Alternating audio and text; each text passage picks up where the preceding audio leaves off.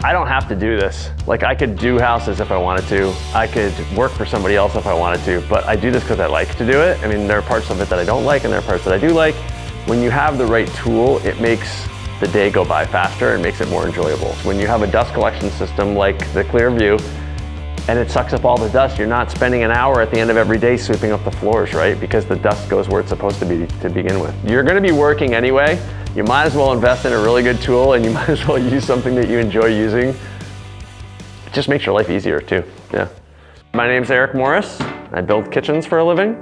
I built houses for about 20 years, and about 4 years ago I decided to get into kitchens, bathroom vanities, closet systems, whatever. Kitchen cabinets are basically just boxes, okay? They're made up of plywood, and then you can either do inlay, overlay, face frame, not face frame. What we try to do is we try to do overlay doors and not do face frame with inset. It's much more complicated.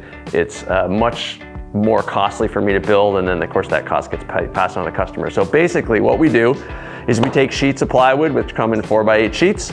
We rip them on this saw. This is my ripping saw, which is serviced by this wonderful dust collection system. A piece of wood, rough on all 6 sides. We take that piece of wood, we join it so the bottom is flat, then we edge join it so the side is flat and perpendicular to the bottom. Then we rip it into whatever pieces we need, and then once they're ripped, we run them through the planer to make them to the thickness that we need.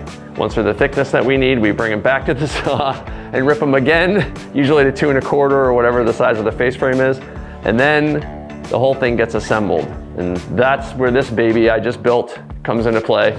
So this is basically an assembly table vac pad.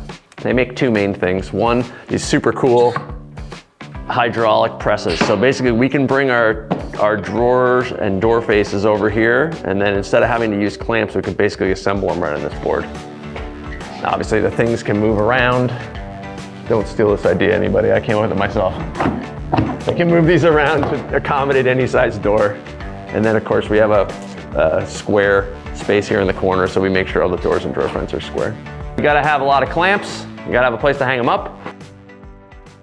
I also make fishing nets, Green Mountain fishing nets. I don't make any money doing it. I just mostly do it for fun, but I probably sold 300 of them or something, so you know, a bunch. This is a net in the raw. A net is basically a bunch of pieces of steam bent red birch and walnut is what I usually use. So I basically steam bend this in a steam bender that I made. Then I put them on a form. They dry on the form overnight.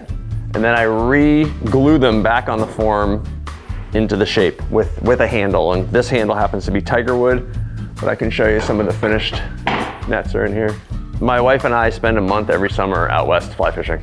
Yeah, we have like a Sprinter van and we basically drive out there and just fish. And so I've been fishing my whole life. This is actually, this is called a Banksia pod. It's a relation to a pine cone from Australia. And so I basically take these Banksia pods and I slice them and then I fill them full of epoxy and then use them as the handles for the nets. And so when they're done, they look like this. So like I said, I don't make any money doing it, but I like doing it. It's fun. It's like a lathe. I have a lathe sitting here in the corner. I never use it. I made a bunch of baseball bats. It's like a cool thing to do when you have a lot of free time and you want to like zen. But I don't really know how I'm gonna make money using that thing, but it just sits there. It'll someday when I'm older and retired, it'll be there. This is our assembly area. So these are actually that ripped plywood, and then this is the edge banding that we use. And then over top of this, these are all drawer boxes. So in here we'll go drawer slides and drawers, and then the faces on the front of them. So this is where I'll do all my painting. This is actually a portable spray booth, which is made to do on job sites, but I use it here permanently. I just change the plastic once in a while. It's got a fan, so you get basically positive airflow out of here, so there's no dust in the room at all. And then I've got a sprayer. And before we actually bring the kitchen to the customer, we build the whole thing in my shop. Completely painted, completely assembled. Every little piece that we can think of is assembled in the shop. So when we break it down and put it together, it used to take me, before I started doing this, it used to take me between, say, 10 days and 2 weeks to actually put a kitchen in. Now we can do it in 3 or 4 days. I mean, it's fast. So you know, I'll go to the site ahead of time, make sure there aren't any huge discrepancies in the floor or the walls. I mean, depending on the building, how new the construction is, but yeah, it doesn't take any time at all.